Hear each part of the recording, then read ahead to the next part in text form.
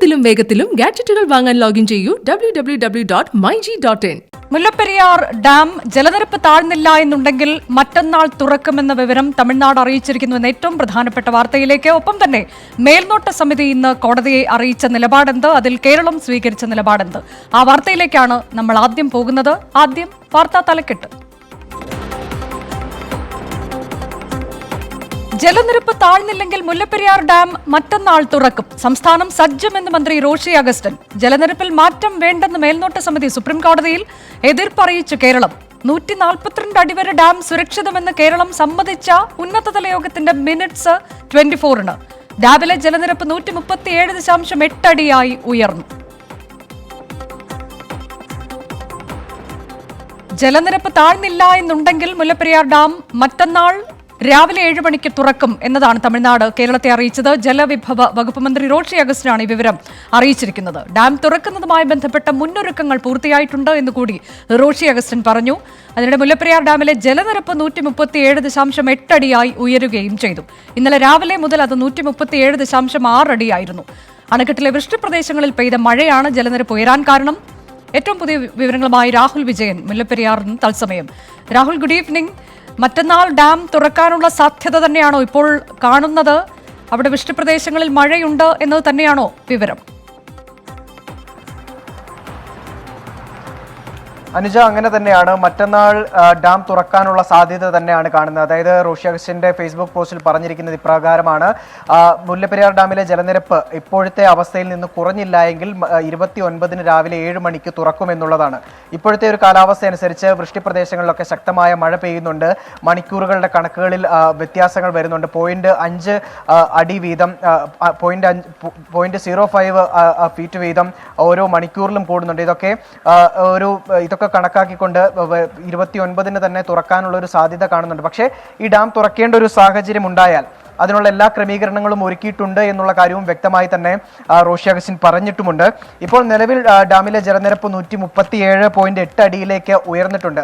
വൈകുന്നേരത്തോടു കൂടി ഡാമിന്റെ വൃഷ്ടിപ്രദേശങ്ങളിലൊക്കെ ശക്തമായ മഴ പെയ്യുന്ന ഒരു സാഹചര്യം കണ്ടതാണ്. ഇന്നലെ രാവിലെ മുതൽ ഇന്ന് വൈകുന്നേരം വരെ 137.6 അടിയായി തുടരുകയാണ്. മഴ മാറി നിൽക്കുന്ന ഒരു സാഹചര്യം, തെളിഞ്ഞൊരു അന്തരീക്ഷം, ഇതൊക്കെ അനുകൂലമായി നിന്നിരുന്നത് കൊണ്ട് ജലനിരപ്പ് ഉയരാത്തൊരു സാഹചര്യം ഉണ്ടായിരുന്നു. പക്ഷേ വൈകുന്നേരത്തോടു കൂടി അപ്രതീക്ഷിതമായി പെട്ടെന്ന് മഴ പെയ്യുകയും ഡാമിന്റെ വൃഷ്ടിപ്രദേശങ്ങളിൽ ഉൾപ്പെടെ, അതായത് കാട്ടിനുള്ളിലൊക്കെ മഴ പെയ്തതായിട്ടാണ് വിവരം. ഇതൊക്കെ നീരൊഴുക്ക് ശക്തമാകുന്നതിലേക്ക് മാറുകയും ഡാമിലെ ജലനിരപ്പ് ഉയരുന്ന ഒരു സാഹചര്യത്തിലേക്കും നീങ്ങുകയായിരുന്നു. എന്തായാലും തമിഴ്നാട് കൊണ്ടുപോകുന്ന വെള്ളത്തിന്റെ അളവ് 2300 ഘനയടിയായി തന്നെ തുടരുകയാണ്. അത് ഇന്നലെ 2200 ഘനയടിയായിരുന്നു. ഇന്ന് രാവിലെ അത് 2300 ഘനയടിയിലേക്ക് ഉയർത്തുകയൊക്കെ ചെയ്തിരുന്നു. പക്ഷേ ഇപ്പോൾ ഇൻഫ്ലോയിനേക്കാളും കൂടുതൽ, അതായത് ഒഴുകിയെത്തുന്ന ജലത്തിനേക്കാൾ കുറവാണ് ഇപ്പോൾ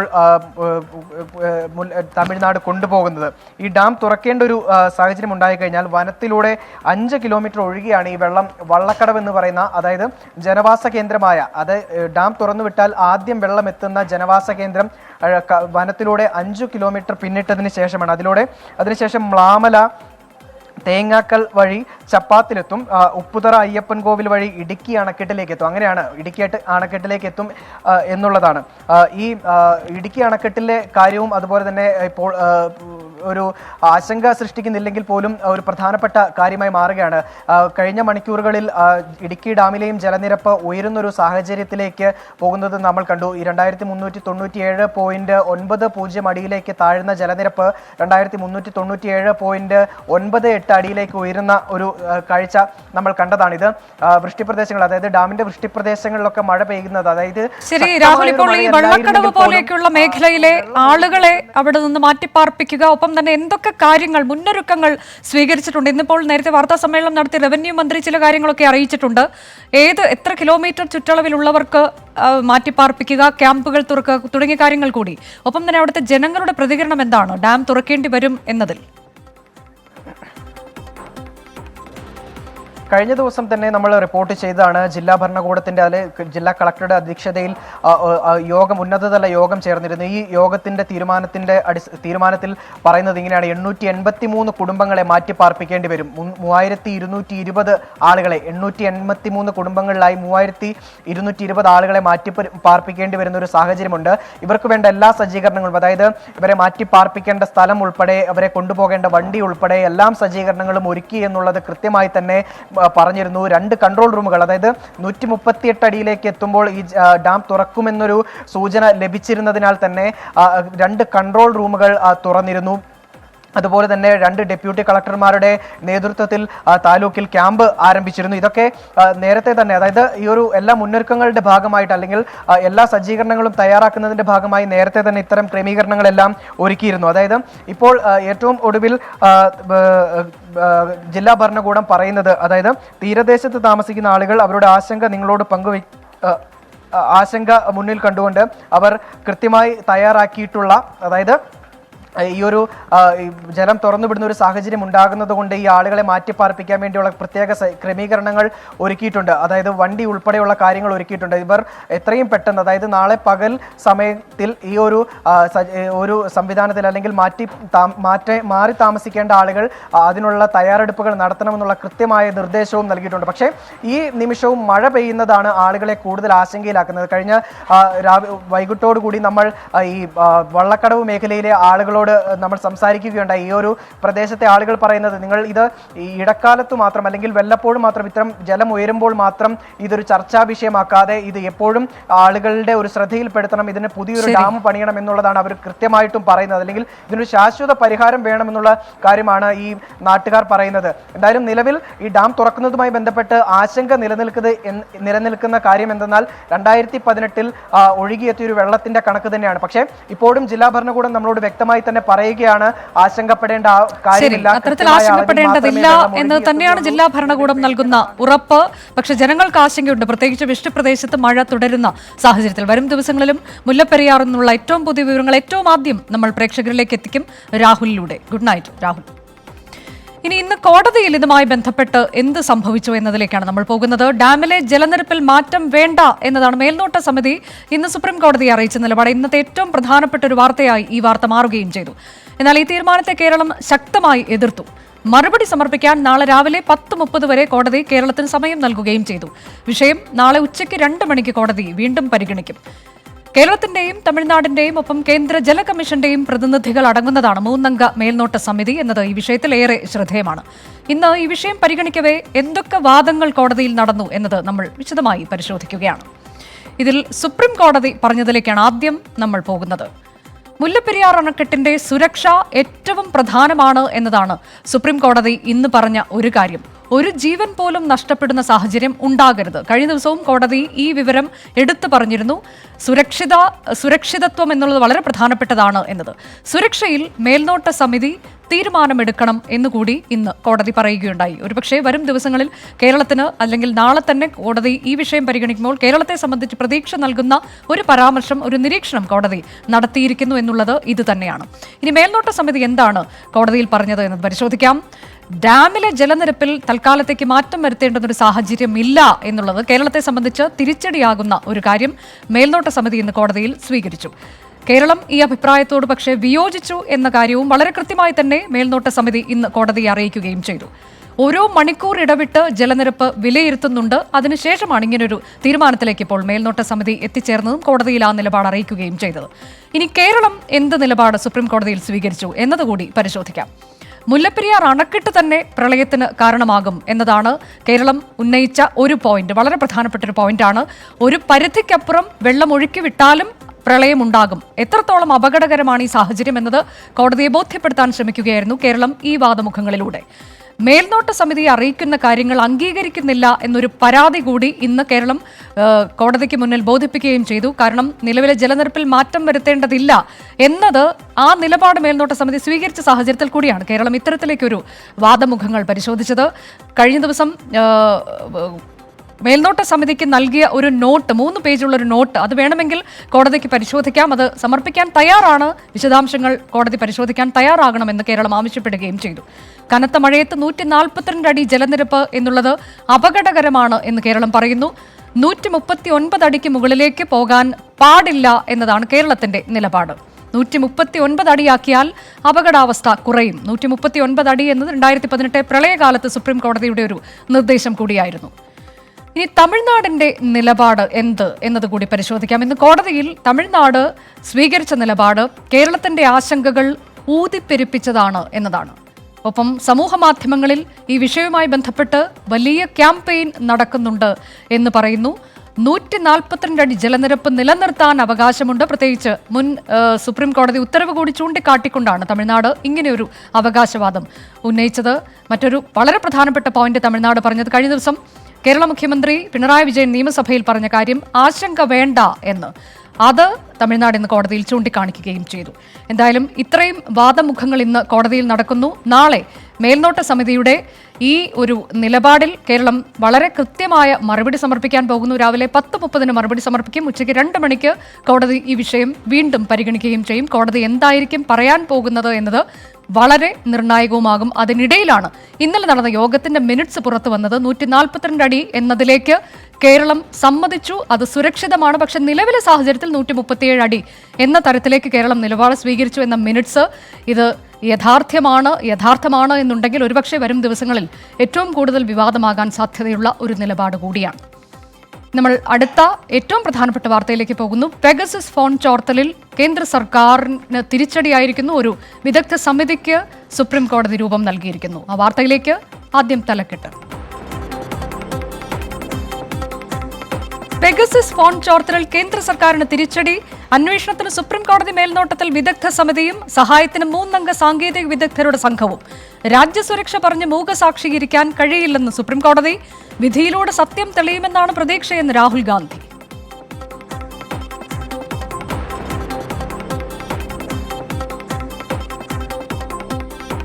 കേന്ദ്ര സർക്കാരിനെ രൂക്ഷമായി വിമർശിച്ചുകൊണ്ടാണ് ഒരു സ്വതന്ത്ര വിദഗ്ധ സമിതിയെ രൂപീകരിച്ചുകൊണ്ടിന്ന് കോടതിയുടെ പ്രധാനപ്പെട്ട വിധി ഉണ്ടായത്. റിട്ടയർഡ് സുപ്രീം കോടതി ജഡ്ജി RV രവീന്ദ്രൻ അധ്യക്ഷനായ സമിതിയിൽ 3 സാങ്കേതിക വിദഗ്ധരെയും ഉൾപ്പെടുത്തിയിട്ടുണ്ട്. രാജ്യസുരക്ഷ എന്ന വാദമുയർത്തി ജുഡീഷ്യൽ പരിശോധനയ്ക്ക് കൽമതിൽ കെട്ടാൻ കഴിയില്ല എന്നാണ് ഇന്ന് ചീഫ് ജസ്റ്റിസ് NV രമണ അധ്യക്ഷനായ ബെഞ്ച് കേന്ദ്ര സർക്കാരിന് മുന്നറിയിപ്പ് നൽകിയത്. MP പ്രദീപ് കുമാറാണ് വാർത്തയുടെ വിശദാംശങ്ങളുമായി ചേരുന്നത്. Pradeep, good evening. ഒരു വിദഗ്ധ സമിതി രൂപീകരിക്കാമെന്നൊരു നിലപാട് കേന്ദ്ര സർക്കാർ നേരത്തെ തന്നെ കോടതിയിൽ സ്വീകരിച്ചിരുന്നതാണ്. പക്ഷേ ഇന്നിപ്പോൾ കോടതി അതൊക്കെ തള്ളിക്കളഞ്ഞുകൊണ്ട് ഒരു സ്വതന്ത്ര സമിതിക്ക് രൂപം നൽകുന്നു. എന്തൊക്കെയാണ് കോടതി നിരീക്ഷിച്ചത്? സ്വകാര്യത എന്ന പരിശുദ്ധമായ മൗലിക അവകാശത്തെ ഉയർത്തിപ്പിടിക്കുന്ന സുപ്രധാന വിധിയാണ് ഇന്നിപ്പോൾ സുപ്രീം കോടതിയുടെ ഭാഗത്തുനിന്നുണ്ടായത്. ഈ വിധിയിൽ കേന്ദ്ര സർക്കാരിനെ അതിരൂക്ഷമായ ഭാഷയിൽ സുപ്രീം കോടതി വിമർശിച്ചു എന്നുള്ളതാണ് ഏറെ ശ്രദ്ധേയമായ കാര്യം. കാരണം ഈ പെഗസസ് ചാറ്റ് സോഫ്റ്റ്വെയർ ഉപയോഗിച്ച് ചാരപ്രവർത്തനം നടത്തിയിട്ടുണ്ടോ അല്ലെങ്കിൽ നിരീക്ഷണം നടത്തിയിട്ടുണ്ടോ, ഈ ആരോപണങ്ങളെക്കുറിച്ച് വളരെ കൃത്യമായ മറുപടി ലഭിക്കണം തുടങ്ങിയ കാര്യങ്ങളിൽ കേന്ദ്ര സർക്കാരിനോട് നിലപാട് ആരാഞ്ഞെങ്കിലും, അതും പലവട്ടം ആരാഞ്ഞെങ്കിലും, പലവട്ടം സമയം നൽകിയെങ്കിലും അതിൽ മറുപടി നൽകാത്തതിനെ വലിയ അതൃപ്തിയാണ് ഈ വിധിയിൽ സുപ്രീം കോടതി രേഖപ്പെടുത്തിയിരിക്കുന്നത്. അതുകൊണ്ട് തന്നെ സ്വതന്ത്രമായ ഒരു അന്വേഷണം നടക്കട്ടെ എന്ന നിലപാടിലാണ് ഇപ്പോൾ സ്വതന്ത്രമായ ഒരു വിദഗ്ധ സമിതിയെ രൂപീകരിക്കുന്നതെന്ന് സുപ്രീം കോടതി പറഞ്ഞു വയ്ക്കുന്നു. അതുകൊണ്ട് തന്നെ സുപ്രീം കോടതി റിട്ടയർഡ് ജഡ്ജി RV രവീന്ദ്രൻ നേതൃത്വത്തിലുള്ള വിദഗ്ധ സമിതിയാണ് ഇപ്പോൾ ഈ അന്വേഷണത്തിന്റെ ചുമതല ഏൽപ്പിച്ചിരിക്കുന്നത്. വിശാലമായ അധികാരങ്ങൾ ഈ അന്വേഷണ സമിതിക്ക് നൽകിയിട്ടുണ്ട്, അല്ലെങ്കിൽ ഈ വിദഗ്ധ സമിതിക്ക് നൽകിയിട്ടുണ്ട്. ഏത് രേഖയും ആരിൽ നിന്നും കൊണ്ടുവരാൻ ആവശ്യപ്പെടാം, അതുപോലെ ഏത് വ്യക്തിയെയും വിളിച്ചു വരുത്തി കാര്യങ്ങൾ ആരായാം, ചോദ്യങ്ങൾ ചോദിക്കാം എന്ന് തുടങ്ങിയ അധികാരങ്ങൾ ഈ വിദഗ്ധ സമിതിക്ക് നൽകിയിട്ടുണ്ട്. മാത്രമല്ല ഏറ്റവും പ്രധാനമായി 7 പരിഗണനാ വിഷയങ്ങളും കൂടി കോടതി നിശ്ചയിച്ചിട്ടുണ്ട്. ഈ പരിഗണനാ വിഷയങ്ങളിലാണ് ഈ വിദഗ്ധ സമിതി പ്രവർത്തിക്കേണ്ടത്. ആ പ്രവർത്തനം ഉടൻ തന്നെ ആരംഭിക്കണമെന്നും പറഞ്ഞിട്ടുണ്ട്. അതായത് ഈ പെഗസസ് ചാറ്റ് സോഫ്റ്റ്വെയർ ഉപയോഗിച്ച് രാജ്യത്തെ പൗരന്മാരുടെ ഫോണുകളിലും മറ്റ് ഉപകരണങ്ങളിലും കടന്നുകൂടി കൂടി ചാരപ്രവർത്തനം നടത്തിയിട്ടുണ്ടോ, ഫോൺ ചോർത്തലിന് ഇരയായവരുടെ വിവരങ്ങൾ എന്താണ്, അവരുടെ പേരുകൾ എന്താണ്, അതുപോലെ കേന്ദ്ര സംസ്ഥാന സർക്കാരുകളോ ഏതെങ്കിലും ഏജൻസികളോ ഇത്തരത്തിൽ ഒരു നിരീക്ഷണങ്ങൾ നടത്തിയിട്ടുണ്ടോ, അത് നിയമപരമായാണോ നടത്തിയത് എന്ന് തുടങ്ങിയ കാര്യങ്ങൾ, അല്ലെങ്കിൽ ഏത് നിയമത്തിൻ്റെ അടിസ്ഥാനത്തിലാണ് ഇത്തരത്തിലുള്ള നിരീക്ഷണങ്ങൾ നടത്തിയത്, ചോർത്തൽ നടത്തിയത് എന്ന് തുടങ്ങിയ കാര്യങ്ങളെല്ലാം തന്നെ വളരെ സമഗ്രമായ ഒരു അന്വേഷണം നടത്തി അത് റിപ്പോർട്ട് സമർപ്പിക്കാനാണ് ആവശ്യപ്പെട്ടിരിക്കുന്നത്. 8 ആഴ്ച ഇതിനൊരു സമയം ഇപ്പോൾ നൽകിയിട്ടുണ്ട്. 8 ആഴ്ചയ്ക്ക് ശേഷം ഈ പൊതുതാൽപര്യ ഹർജികൾ വീണ്ടും പരിഗണിക്കാൻ തീരുമാനിച്ചിട്ടുണ്ട്. എന്തായാലും സ്വകാര്യത എന്ന കാര്യത്തിൽ കേന്ദ്ര സർക്കാർ എടുക്കുന്ന നിലപാട് അതിന് കോടതി വളരെ വലിയ തോതിൽ തന്നെ വിമർശിച്ചു. കാരണം രാജ്യസുരക്ഷ എന്ന വാദമുയർത്തി ജുഡീഷ്യൽ റിവ്യൂ, അതായത് ജുഡീഷ്യൽ പരിശോധനയുടെ അല്ലെങ്കിൽ ജുഡീഷ്യൽ പരിശോധനയ്ക്ക് കൽഭിത്തി കെട്ടാൻ കഴിയുകയില്ല, കൽമതിൽ കെട്ടാൻ കഴിയുകയില്ല എന്ന നിലപാട് വളരെ കൃത്യമായി തന്നെ കോടതി പറഞ്ഞു വച്ചിരിക്കുന്നു. അതുപോലെ ഈ രാജ്യസുരക്ഷയുമായി ബന്ധപ്പെട്ട കാര്യങ്ങൾ പലവട്ടം കോടതിയിൽ കേന്ദ്ര സർക്കാർ ഉന്നയിച്ചു. എന്നാൽ എല്ലായ്പ്പോഴും ഇത്തരത്തിൽ രാജ്യസുരക്ഷ എന്ന വാദം ഉയർത്തി അങ്ങ് സുഗമമായി പോകാൻ സാധിക്കുകയില്ല എന്നും കൂടി കേന്ദ്ര സർക്കാരിന് ഈ കോടതി മുന്നറിയിപ്പ് നൽകിയിട്ടുണ്ട്. എന്തായാലും വളരെ സുപ്രധാനമായ ഒരു വിധിയാണ് ഇന്നിപ്പോൾ സുപ്രീം കോടതിയുടെ ഭാഗത്തു നിന്ന് ഉണ്ടായത്. Thank you and good night Pradeep.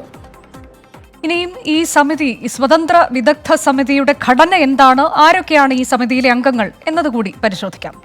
ഈ സമിതിയുടെ അധ്യക്ഷനായി സുപ്രീം കോടതി നിയോഗിച്ചിരിക്കുന്നത് റിട്ടയർഡ് സുപ്രീം കോടതി ജഡ്ജി RV രവീന്ദ്രനെയാണ്. ഇതിനു മുൻപും മറ്റ് ചില വിഷയങ്ങളൊക്കെ വന്നപ്പോൾ ഇദ്ദേഹത്തെ തന്നെ ഒരു സമിതി അധ്യക്ഷൻ എന്ന തരത്തിലേക്ക് കോടതി നിയോഗിച്ചിട്ടുണ്ട്. ഈ വിഷയത്തിലും ഇദ്ദേഹത്തെ തന്നെ, അതായത് RV രവീന്ദ്രൻ എന്ന റിട്ടയർഡ് സുപ്രീം കോടതി ജഡ്ജിയെ തന്നെ സുപ്രീം കോടതി നിയോഗിച്ചിരിക്കുകയാണ്.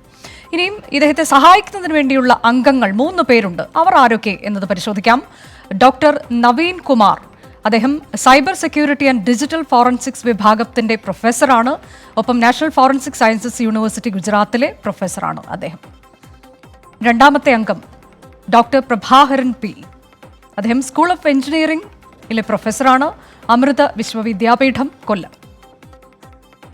മൂന്നാമത്തെ അംഗം ആര് എന്നത് പരിശോധിച്ചാൽ ഡോക്ടർ അശ്വിൻ അനിൽ ഗുമസ്തെ, അദ്ദേഹം പ്രൊഫസറാണ്, കമ്പ്യൂട്ടർ സയൻസ് ആൻഡ് എഞ്ചിനീയറിംഗ് കോളേജിലെ പ്രൊഫസർ, IIT മുംബൈയിലെ. ഇവരാണ് അംഗങ്ങൾ. ഇവർ സ്വതന്ത്രമായി തന്നെ ഒരു അന്വേഷണം നടത്തും. വിശദമായി അതിൻ്റെ അടിത്തട്ടിലേക്ക് ഇറങ്ങിക്കൊണ്ട് ഉള്ള ഒരു അന്വേഷണത്തിലേക്കാണ് ഈ സമിതി പോവുക. ദേശസുരക്ഷ എന്ന വാദത്തിൽ ഭരണകൂട താത്പര്യങ്ങൾ ഒളിച്ചു കടത്താനുള്ള ശ്രമത്തെയാണ് ഇന്നിപ്പോൾ സുപ്രീം കോടതി ഈ സുപ്രധാന ഉത്തരവിലൂടെ തടഞ്ഞത്. മൗലികാവകാശങ്ങളിൽ നിയന്ത്രണമുണ്ട് എന്ന നിലപാടിന് അതിർവരമ്പുകളുണ്ട് എന്ന് വ്യക്തമാക്കിയത് വഴി കേന്ദ്ര സർക്കാരിന്റെ രാഷ്ട്രീയ താത്പര്യങ്ങൾക്ക് സുപ്രീം കോടതി നൽകിയത് ശക്തമായ താക്കീത് കൂടിയാണ്. ഉത്തരവ് വന്നതോടെ കേന്ദ്ര സർക്കാരിനെതിരെ രൂക്ഷ വിമർശനവുമായി പ്രതിപക്ഷ പാർട്ടികളും രംഗത്തെത്തി. രാഷ്ട്രീയ വിശകലനവുമായി രാധാകൃഷ്ണൻ കൂടി ചേർന്നു ന്യൂസ് നൈറ്റിൽ. രാധാകൃഷ്ണൻ, കേന്ദ്ര സർക്കാരിനെ സംബന്ധിച്ച് വലിയ തിരിച്ചടിയല്ലേ ഇന്നിപ്പോൾ കോടതിയിൽ നിന്നുണ്ടായത്? പ്രത്യേകിച്ച് ഈ സ്വതന്ത്ര സമിതി ഇനി നടത്താൻ പോകുന്ന കണ്ടെത്തലുകൾ, അതിന് ശേഷം വരാൻ പോകുന്ന ചില നിർണായക തീരുമാനങ്ങൾ, ഇതെല്ലാം പരിശോധിക്കുമ്പോൾ.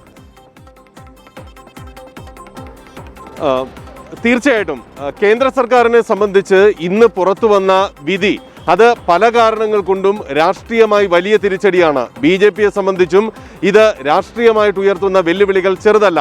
വിരലിലെണ്ണാവുന്ന വിഷയങ്ങൾ പരിഗണിക്കാനാണ് സുപ്രീം കോടതി വിദഗ്ധ സമിതിയോട് ആവശ്യപ്പെട്ടിരിക്കുന്നത്. പക്ഷേ അതുണ്ടാക്കി വെക്കുന്ന രാഷ്ട്രീയമായിട്ടുള്ള ചോദ്യങ്ങളും അത് ഉയർത്താൻ പോകുന്ന സമീപ ദിവസങ്ങളിലെ നിയമപരമായിട്ടുള്ള പ്രശ്നങ്ങളും വളരെ വലുതായിരിക്കും സർക്കാരിനെ സംബന്ധിച്ചും BJPയെ സംബന്ധിച്ചും. ഇതുവരെയുള്ള നരേന്ദ്രമോദി സർക്കാരിൻ്റെ, അത് ആദ്യ സർക്കാരായാലും ശരി രണ്ടാം സർക്കാരായാലും ശരി, സമീപനം ദേശസുരക്ഷയെ സംബന്ധിക്കുന്ന വിഷയങ്ങളിൽ അധിഷ്ഠിതമായിക്കൊണ്ട് രാഷ്ട്രീയമായിട്ട് താല്പര്യങ്ങൾ വരുന്ന വിഷയങ്ങളെ ബന്ധിപ്പിച്ചുകൊണ്ട് മുന്നോട്ട് പോവുക എന്നുള്ളതായിരുന്നു സർക്കാരിൻ്റെ ഒരു സമീപനം. പല വിഷയങ്ങളിൽ, സുപ്രധാനമായിട്ടുള്ള പല വിഷയങ്ങളിലും ആ സമീപനമാണ് സർക്കാർ സ്വീകരിച്ചത്. വിഷയങ്ങളെ ദേശസുരക്ഷയുമായി ചങ്ങലക്കിടുമ്പോൾ കേന്ദ്ര സർക്കാരിന് ലഭിച്ചു വന്നത് നിയമത്തിൻ്റെ ആനുകൂല്യം കൂടിയായിരുന്നു. പല നിയമ വ്യവസ്ഥയിൽ ആശ്രയിച്ച പല കേസുകളെ സംബന്ധിച്ചും, അത് സുപ്രീം കോടതിയായാലും ശരി താഴെ കോടതികളിലായാലും ശരി. പക്ഷേ ഇപ്പോഴത്തെ സാഹചര്യത്തിൽ സുപ്രീം കോടതിയെ സംബന്ധിച്ച് അതിനൊരു പുനരാലോചനയിലേക്ക് കാര്യങ്ങൾ എത്തിച്ചത് സുപ്രീം കോടതിയെ പോലും വിശ്വസിക്കാനായിട്ട് കേന്ദ്ര സർക്കാരിന് സാധിക്കുന്നില്ല എന്ന ഇടത്തേക്ക് കാര്യങ്ങൾ എത്തി എന്നുള്ളതാണ്. പെഗസസ് വിഷയത്തിൽ സുപ്രീം കോടതിയിൽ കാര്യങ്ങൾ വ്യക്തമാക്കാനായി പോലും കേന്ദ്ര സർക്കാർ വളരെ കർശനമായിട്ടുള്ള നിലപാടാണ് സ്വീകരിച്ചത്.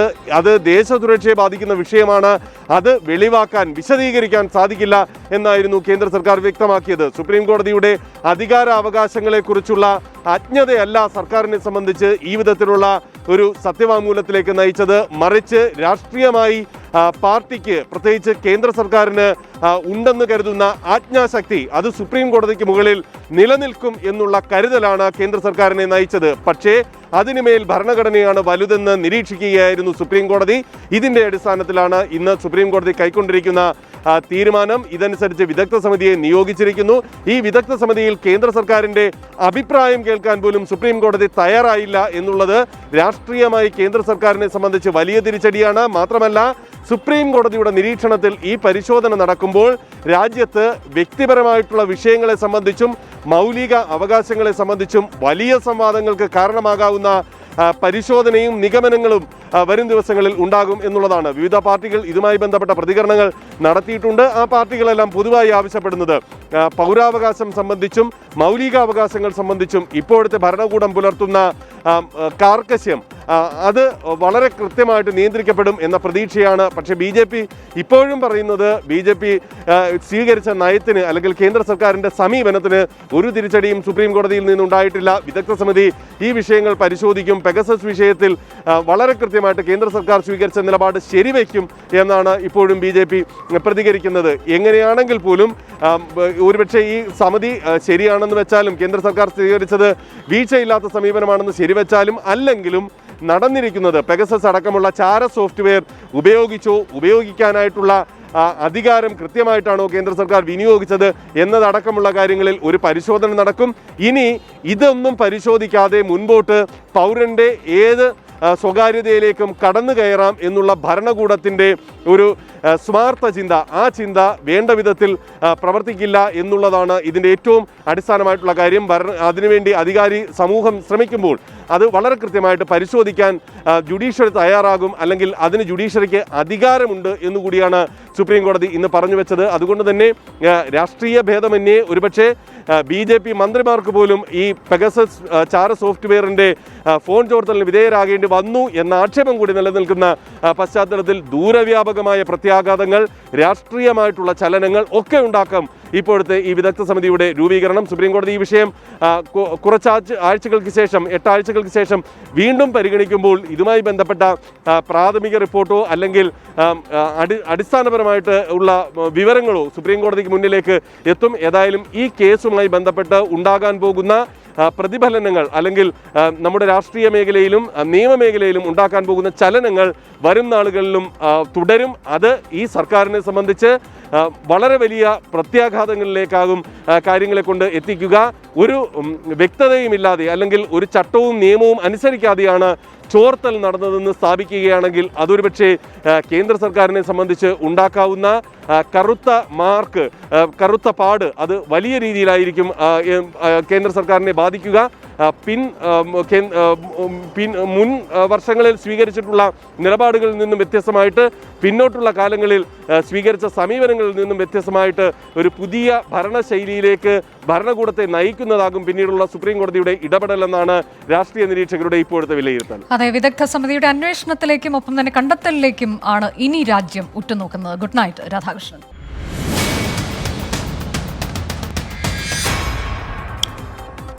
തിരികെ ന്യൂസ് നൈറ്റിലേക്ക്. സ്കൂൾ തുറക്കുന്നതിനുള്ള അക്കാഡമിക് മാർഗരേഖ പുറത്തിറക്കി.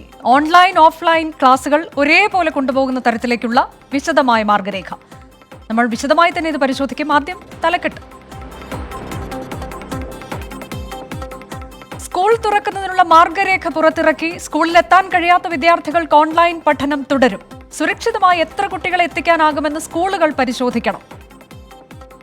കുട്ടികളെ മനസ്സിലാക്കുവാനും നേരനുഭവം നൽകാനുമായി ക്ലാസ് റൂം പഠനത്തെ പ്രയോജനപ്പെടുത്തേണ്ടതാണ്. മുഴുവൻ കുട്ടികളെയും സ്കൂൾ അന്തരീക്ഷത്തിലേക്ക് തിരിച്ചു കൊണ്ടുവരിക എന്നുള്ളതാണ്. സ്കൂൾ തുറക്കൽ ഒരുക്കങ്ങൾ പരിശോധിച്ച് 24 വാർത്താ പരമ്പര പാഠം 1.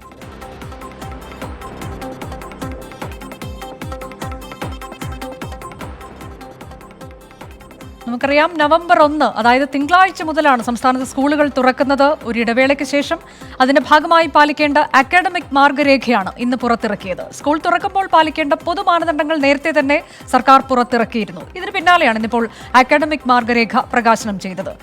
സ്കൂൾ തുറക്കുന്നത് ആഘോഷമാക്കാനാണ് പൊതുവിദ്യാഭ്യാസ വകുപ്പിന്റെ തീരുമാനം. രക്ഷിതാക്കൾ ഒരു ഡോസ് വാക്സിൻ മാത്രമേ എടുത്തിട്ടുള്ളൂവെങ്കിൽ കുട്ടികളെ സ്കൂളിലേക്ക് അയക്കാതിരിക്കുകയാണ് നല്ലത് എന്നതാണ് മാർഗരേഖ പുറത്തിറക്കിയ ശേഷം പൊതുവിദ്യാഭ്യാസ മന്ത്രി വി ശിവൻകുട്ടി പറഞ്ഞത്. നമുക്ക് ഈ സ്കൂൾ തുറക്കുന്നതുമായി ബന്ധപ്പെട്ടുള്ള അക്കാഡമിക് മാർഗരേഖ എന്താണ് എന്നത് വിശദമായി തന്നെ പരിശോധിക്കാം. കാണാം 24 explainer. 24 Explainer, the AR/VR specialist. വളരെ പ്രധാനപ്പെട്ട ഒരു നിർദ്ദേശം അക്കാഡമിക് മാർഗരേഖയിലുള്ളത് കുട്ടികളെ മാനസിക സമ്മർദ്ദത്തിൽ അകപ്പെടുത്താതിരിക്കുക എന്നുള്ളതാണ്. അതായത് കുട്ടികളുമായി ഒരു സ്നേഹോഷ്മള ബന്ധം സ്ഥാപിക്കുക എന്നത് ഏറ്റവും പ്രധാനപ്പെട്ട ഒരു കാര്യമായി സർക്കാർ ചൂണ്ടിക്കാട്ടുന്നു. കുട്ടികൾക്ക് ഇഷ്ടമുള്ള പ്രവർത്തനത്തിൽ ഏർപ്പെടാൻ അവസരമൊരുക്കണം എന്ന് പറയുന്നു. അതും മാനസിക സമ്മർദ്ദം ഉണ്ടാകരുത് എന്നതിന്റെ ഭാഗമായി തന്നെയാണ്. ലഘു വ്യായാമങ്ങൾക്ക് അവസരം കൊടുക്കുക, പഠനം മാത്രമായി ചുരുക്കരുത് എന്നതാണ് അക്കാഡമിക് മാർഗരേഖയിൽ ഉള്ളത്. ഇഷ്ടമുള്ള പുസ്തകങ്ങൾ വായിക്കാനുള്ള അവസരം, അതായത് നമ്മുടെ പാഠപുസ്തകങ്ങൾ മാത്രമല്ല, ഇഷ്ടമുള്ള പുസ്തകങ്ങൾ, കഥാപുസ്തകങ്ങൾ അടക്കം കുട്ടികൾക്ക് വായിക്കാൻ അത് എത്തിച്ചു നൽകാനുള്ള സാഹചര്യം ഓരോ സ്കൂളും ഉറപ്പാക്കണം എന്നതാണ്. ഇനിയും കൗൺസിലിംഗ് ആവശ്യമുണ്ട് എന്നുണ്ടെങ്കിൽ എന്ത് വിഷയവുമായി ബന്ധപ്പെട്ട്, പ്രത്യേകിച്ച് കോവിഡുമൊക്കെയായി ബന്ധപ്പെട്ട് വലിയൊരു മാനസിക സമ്മർദ്ദം, വീടുകളിൽ നിന്നതിൻ്റെ മാനസിക സമ്മർദ്ദമൊക്കെ അനുഭവിക്കുന്ന കുട്ടികൾ, അവർക്ക് ആവശ്യമുണ്ട് എങ്കിൽ കൗൺസിലിംഗ് നൽകാനുള്ള സംവിധാനം എല്ലാ സ്കൂളുകളിലും ഉണ്ടായിരിക്കണം എന്നത് സർക്കാർ നിർബന്ധമാക്കുന്നു. ഒപ്പം തന്നെ അധ്യാപകരും ഈ ഒരു പുതിയ കോവിഡ് അധ്യയന കാലത്തിനായി സജ്ജരാകണം എന്നതുകൂടി സർക്കാർ ഓർമ്മിപ്പിക്കുന്നു. ഇനി ക്ലാസ് അനുഭവവും ഓൺലൈൻ പഠനവും കൂട്ടിയിണക്കുക, അതായത് ഓൺലൈൻ ഓഫ്ലൈൻ ക്ലാസുകൾ ഒരുപോലെ കൊണ്ടുപോകണം എന്നതാണ് സർക്കാർ പറയുന്നത്. ഏതെങ്കിലും കാരണവശാൽ ഓഫ്ലൈൻ ക്ലാസുകളിൽ എത്താൻ കഴിയാത്തവർക്ക് ഓൺലൈൻ ക്ലാസുകൾ എന്ന തരത്തിലേക്ക്, അതിൽ തന്നെ പ്രായോഗിക പാഠങ്ങൾ സ്കൂളിൽ ചെയ്യാം എന്ന് പറയുന്നു. എന്നാൽ അസൈൻമെന്റുകൾ, ഒപ്പം തന്നെ അതിന്റെ അവതരണം, ഫീഡ്ബാക്ക് തുടങ്ങിയ കാര്യങ്ങളൊക്കെ ഓൺലൈനിലാക്കാം എന്നതാണ് ഈ അക്കാഡമിക് മാർഗരേഖയിൽ പറയുന്നത്. ഇനി സ്കൂളിൽ എത്താൻ കഴിയാത്ത കുട്ടികൾക്ക് ഓൺലൈനായി തന്നെ പഠനം നടത്താനുള്ള എല്ലാ അവസരവും ഒരുക്കണം. സ്കൂളിൽ എത്താൻ കഴിയാത്ത കുട്ടികൾക്ക്, ചില രക്ഷാകർത്താക്കൾക്ക് തങ്ങളുടെ കുട്ടികളെ സ്കൂളിൽ വിടാൻ താല്പര്യമുണ്ടാകില്ല, മറ്റു ചിലർക്ക് എന്തെങ്കിലും അസുഖങ്ങൾ ഉണ്ടാകാം, അതല്ലെങ്കിൽ മറ്റെന്തെങ്കിലും പ്രശ്നങ്ങൾ കൊണ്ട് സ്കൂളുകളിൽ എത്താൻ കഴിയാത്ത കുട്ടികൾക്ക്, വാക്സിൻ എടുക്കാത്ത മാതാപിതാക്കളുള്ള കുട്ടികൾക്ക്, ഇവർക്കൊന്നും സ്കൂളിൽ എത്താൻ കഴിയില്ല. അങ്ങനെയുള്ളവർക്ക് ഓൺലൈൻ പഠനം വളരെ കൃത്യമായി തന്നെ നടത്തേണ്ടതുണ്ട് എന്നതാണ് സർക്കാരിന്റെ അക്കാഡമിക് മാർഗരേഖയിൽ പറയുന്നത്.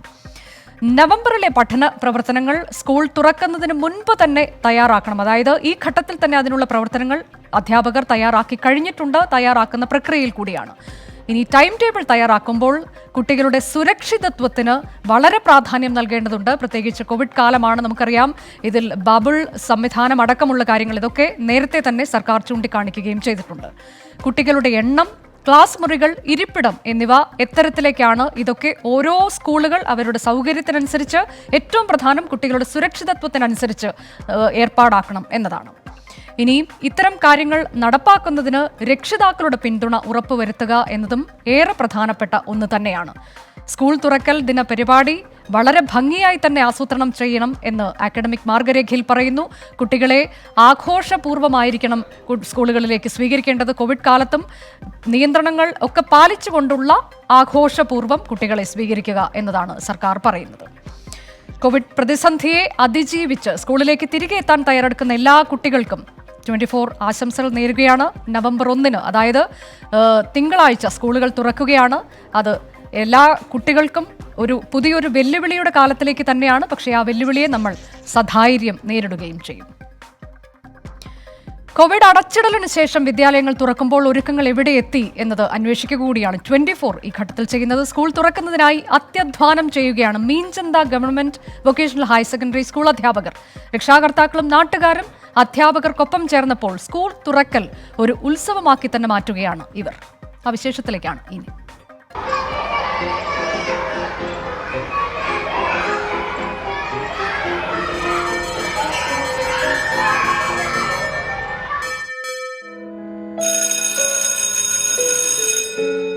പാഠം 1, കോവിഡിനൊപ്പം ജീവിക്കാം. നമ്മുടെ സ്കൂളുകളൊക്കെ തുറക്കാൻ പോവുകയാണ്. ഞാനിപ്പോൾ ഉള്ളത് മീഞ്ചന്ത ഹയർ സെക്കൻഡറി സ്കൂളിലാണ്. ഇവിടെ അതിനുള്ള എല്ലാ ഒരുക്കങ്ങളും പൂർത്തിയായി കഴിഞ്ഞു. നമുക്ക് അതിൻ്റെ ഒരു ഫ്ലാഷ് ബാക്ക് കണ്ടാലോ?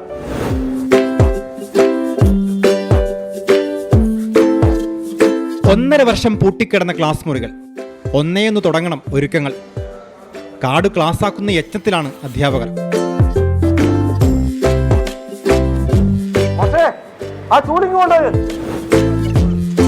നാട്ടുകാരും സന്നദ്ധ സംഘടനകളും ഒപ്പം ചേർന്നപ്പോൾ കെട്ടിടങ്ങൾ പെട്ടെന്ന് പാഠശാലയായി.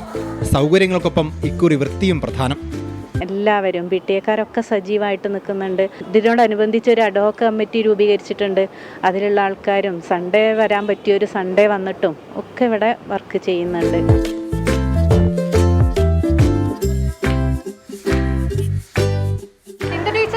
വെള്ളം എടുത്തോ.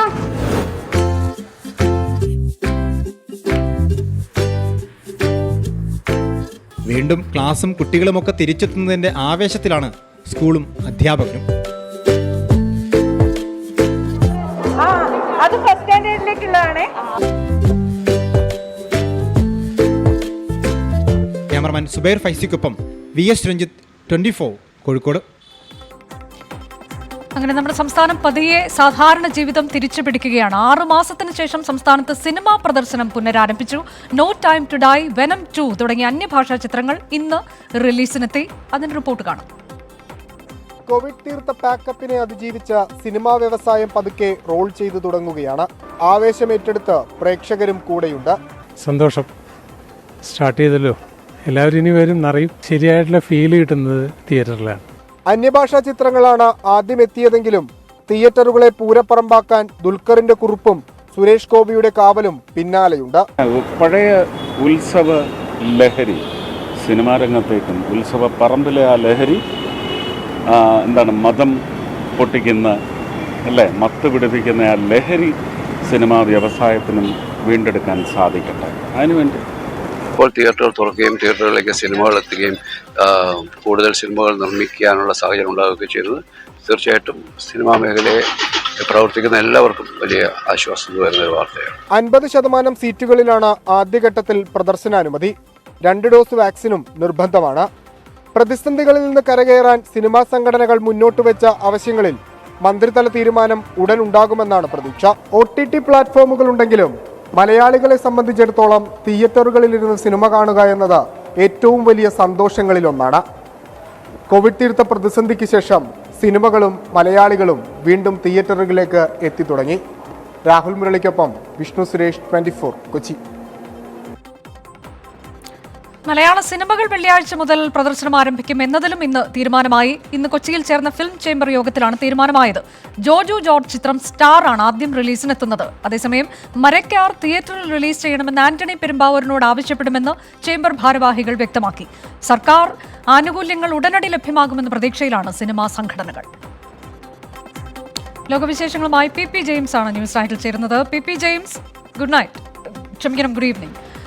ഇറാഖിൽ വീണ്ടും IS-ന്റെ ആക്രമണം, ഭീകരാക്രമണം ഉണ്ടാകുന്നു എന്ന വിവരങ്ങൾ, അതിൽ ഒട്ടേറെ പേർ കൊല്ലപ്പെടുന്നു എന്ന വിവരം, ഇതൊക്കെ ഒരുപക്ഷെ ഈ ഭരണകൂടവുമായി ബന്ധപ്പെട്ടുണ്ടാകുന്ന അനിശ്ചിതത്വം അത് തന്നെയാണോ ചൂണ്ടിക്കാണിക്കുന്നത്? Good evening Anuja. ഇറാഖിൽ വീണ്ടും കാര്യങ്ങൾ വഷളാവുന്നു.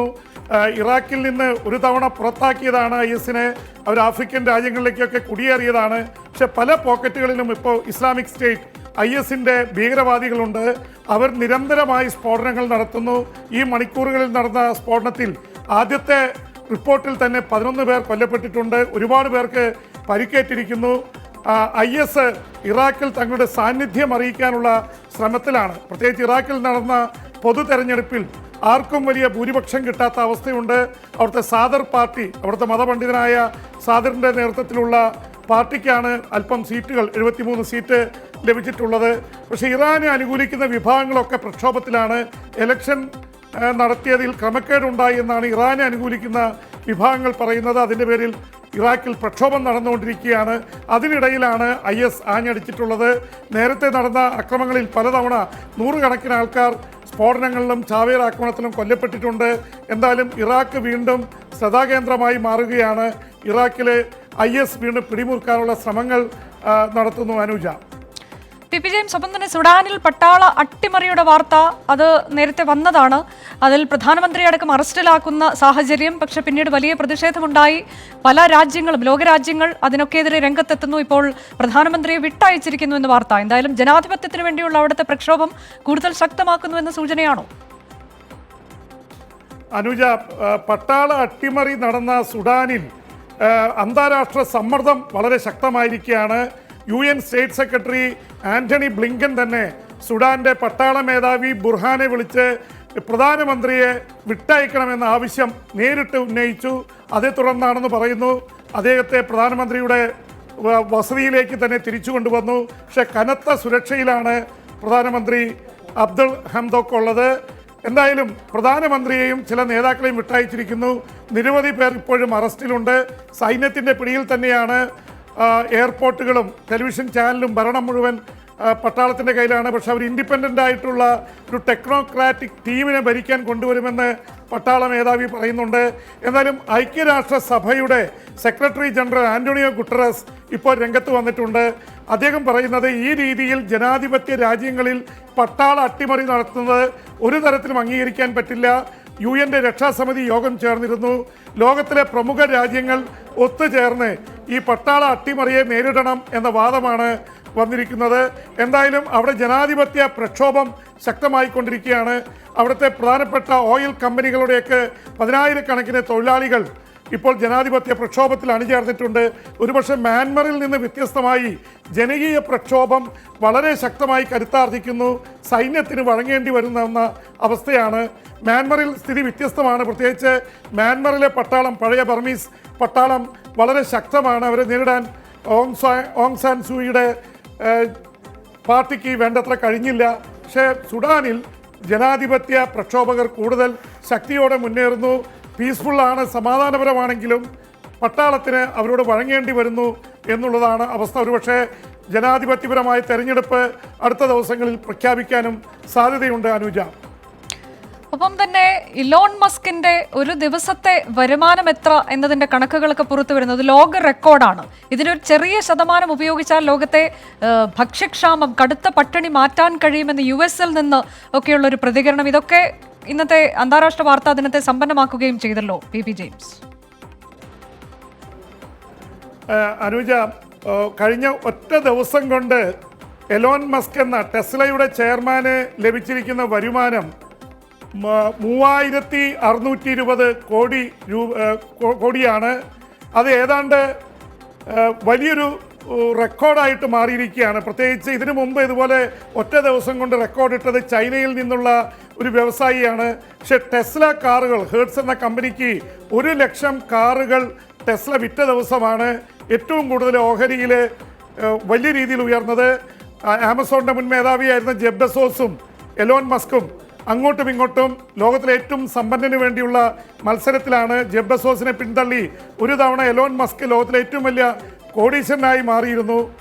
ഈ ദിവസം തന്നെയാണ് ഐക്യരാഷ്ട്ര സഭയുടെ ഭക്ഷ്യവിഭാഗത്തിൻ്റെ തലവൻ രംഗത്ത് വന്നിരിക്കുന്നത്. എലോൺ മസ്കിൻ്റെ കൈവശമുള്ള 2% തുക പാവപ്പെട്ടവർക്ക് വേണ്ടി ദാനം ചെയ്യാൻ തീരുമാനിച്ചാൽ ലോകത്തിൽ ഇപ്പോൾ പ്രത്യേകിച്ച് അഫ്ഗാനിസ്ഥാനിലും എത്യോപ്യയിലും മരണത്തോട് മല്ലടിക്കുന്ന 4 കോടിയിൽ പരം ജനങ്ങളെ മരണത്തിൽ നിന്ന് രക്ഷിക്കാൻ കഴിയും. പട്ടിണിക്കെതിരെ പ്രവർത്തിക്കാൻ പറ്റുമെന്നുള്ള ഒരു ട്വീറ്റാണ് അദ്ദേഹം ചെയ്തിരിക്കുന്നത്. പ്രത്യേകിച്ച് $289 ബില്യൺ എലോൺ മസ്കിൻ്റെ നെറ്റ് വർത്ത്. പക്ഷേ അദ്ദേഹം $6 ബില്യൺ കൊടുക്കാൻ തയ്യാറായാൽ തന്നെ പട്ടിണിക്ക് ശമനമുണ്ടാവുമെന്നാണ് ഐക്യരാഷ്ട്ര സഭ പറയുന്നത്. ഒരുപക്ഷെ ലോക രാജ്യങ്ങൾക്ക് ചെയ്യാൻ പറ്റുന്ന കാര്യമാണ്. എന്നാൽ പോലും 2 ശതകോടീശ്വരന്മാർ ചേർന്നാൽ, ജെഫ് ബെസോസും എലോൺ മസ്കും ചേർന്നാൽ മാത്രം ലോകത്തിലെ പട്ടിണി അകറ്റാൻ കഴിയും എന്നുള്ള അവസ്ഥയുണ്ടെന്ന് തരത്തിലുള്ള റിപ്പോർട്ടുകൾ വരുന്നു. എന്തായാലും ഭൂമിയിലെ പട്ടിണിയെക്കുറിച്ചൊക്കെ സംസാരിച്ചുകൊണ്ടിരിക്കുമ്പോൾ ബഹിരാകാശ ടൂറിസത്തിൽ വലിയ രീതിയിലുള്ള മത്സരം നടത്താൻ തയ്യാറായി നിൽക്കുകയാണ് ഇപ്പോഴും ആമസോണിൻ്റെ മുൻ മേധാവി ജെഫ് ബെസോസും എലോൺ മസ്കും. അവർ ബഹിരാകാശ യാത്ര നടത്തി. ബഹിരാകാശ ടൂറിസത്തിൻ്റെ ഭാഗമായി ജെഫ് ബെസോസ് ബഹിരാകാശത്ത് പാർക്കും സ്പേസ് സ്റ്റേഷനൊക്കെ നിർമ്മിക്കുകയും ചെയ്യുന്നു. ഇതിൻ്റെയൊക്കെ പശ്ചാത്തലത്തിലാണ് ഈ തരത്തിലുള്ള ചർച്ച ഇവിടെ ഉണ്ടായിരിക്കുന്നത്. അനുജ, ശരി, ഗുഡ് നൈറ്റ്. നാളെ വീണ്ടും കാണാം PP ജെയിംസ്. ഇനി അടുത്ത സെഗ്മെന്റിലേക്ക് ന്യൂസ് നൈറ്റ് പോകുന്നു. ഇന്നത്തെ വാർത്തകൾ, നാളത്തെ പത്രം.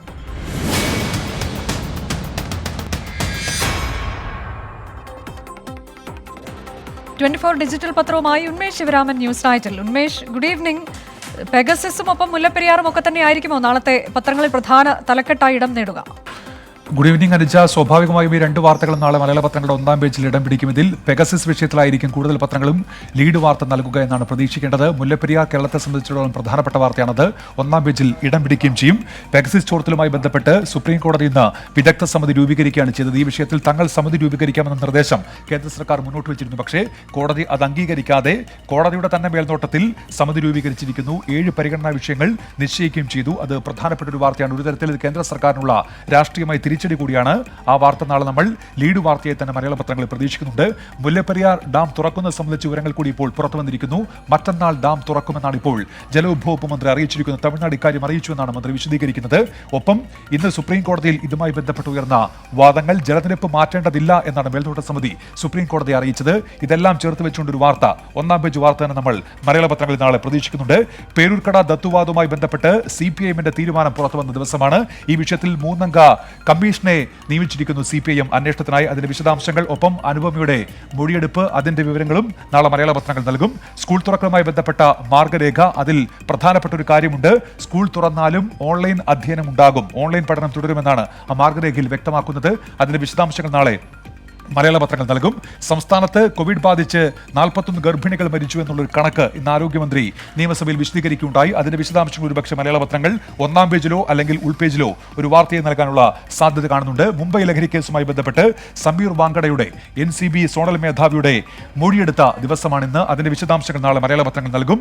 ഒപ്പം പ്രിയ ശ്രീജേഷിന് അടക്കമുള്ള ഒളിമ്പിക് മെഡൽ ജേതാക്കൾക്ക് പുരസ്കാരങ്ങൾ നൽകാനുള്ള ശുപാർശ സംബന്ധിച്ച് വിശദാംശങ്ങൾ പുറത്തുവന്ന ദിവസമാണ്. അതിൽ PR ശ്രീജേഷിന് രാജീവ് ഗാന്ധി ഖേൽരത്ന പുരസ്കാരം നൽകാനുള്ള ശുപാർശ ഇപ്പോൾ നൽകിയിരിക്കുന്നു. അത് പ്രധാനപ്പെട്ട ഒരു വാർത്തയാണ്. മലയാള പത്രങ്ങൾ അത് ഒന്നാം പേജിലേക്ക് ഒരുപക്ഷെ കൊണ്ടുവന്നേക്കും. ഉൾപേജുകളിലേക്ക് എത്തുകയാണെങ്കിൽ പുതിയ പാർട്ടി പ്രഖ്യാപിച്ചിരിക്കുന്നു. മുൻ പഞ്ചാബ് മുഖ്യമന്ത്രി അമരീന്ദർ സിംഗ് പാർട്ടിയുടെ പേരും ചിഹ്നവും ഒക്കെ പിന്നീട് പ്രഖ്യാപിക്കാമെന്നാണ് അദ്ദേഹം വിശദീകരിച്ചത്. അത് രാഷ്ട്രീയമായി പ്രധാനപ്പെട്ട ഒരു വാർത്തയാണ്. ദേശീയ തലത്തിൽ തന്നെ KSRTCയിൽ ശമ്പള പരിഷ്കരണം വേഗത്തിൽ നടപ്പിലാക്കാൻ മുഖ്യമന്ത്രി നിർദ്ദേശം നൽകിയ ദിവസമാണ്. ആ വാർത്തയും നമ്മൾ പ്രതീക്ഷിക്കുന്നുണ്ട്.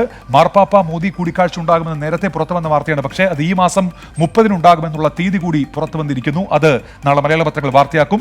മലയാള സിനിമാ തിയേറ്ററുകൾ തുറന്നിരിക്കുന്നു. മലയാള സിനിമയുടെ റിലീസ് മറ്റന്നാളാണ്. അതിന്റെ വിശദാംശങ്ങൾ നാളെ മലയാള പത്രങ്ങൾ നൽകും. ഒപ്പം A റഹീം DYFയുടെ ദേശീയ പ്രസിഡന്റാകും. ഇക്കാര്യത്തിൽ പാർട്ടി യോഗത്തിൽ CPIഎമ്മിന്റെ ഫ്രാക്ഷൻ യോഗത്തിൽ തീരുമാനമായിരിക്കുന്നു. ആ തീരുമാനം നാളെ ഉണ്ടാകും. അത് വാർത്തയായി ഒരുപക്ഷെ മലയാള പത്രങ്ങൾ നൽകിയേക്കും.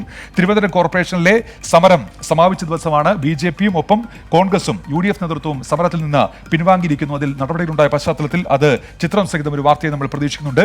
ന്യൂനപക്ഷ സ്കോളർഷിപ്പ് വിഷയത്തിൽ സംസ്ഥാന സർക്കാർ സുപ്രീം കോടതിയിൽ അപ്പീൽ നൽകിയിരിക്കുന്നു. സിറോ മലബാർ സഭ ഈ വിഷയത്തിൽ സർക്കാരിനെതിരെ രംഗത്ത് വന്ന ദിവസമാണ്. ആ വാർത്ത കൂടി നമ്മൾ പ്രതീക്ഷിക്കുന്നുണ്ട് അനുജ. ശരി, ഗുഡ് നൈറ്റ് ഉന്മേഷ്. എന്തായാലും നാളെ സുപ്രീം കോടതിയുടെ ഭാഗത്തു നിന്ന് മുല്ലപ്പെരിയാർ വിഷയത്തിൽ വളരെ പ്രധാനപ്പെട്ട ഒരു തീരുമാനം ഉണ്ടാകാൻ സാധ്യതയുണ്ട്. മറ്റന്നാൾ ഡാം തുറക്കാനിരിക്കെ അവിടെ നിന്നുള്ള ഏറ്റവും പുതിയ വിവരങ്ങളും ഞങ്ങൾ പ്രേക്ഷകരിലേക്ക് തത്സമയം തന്നെ നാളെയും മറ്റന്നാളും ഒക്കെ എത്തിക്കുകയും ചെയ്യും. ഇന്നത്തെ ന്യൂസ് നൈറ്റ് ഇവിടെ അവസാനിക്കുന്നു.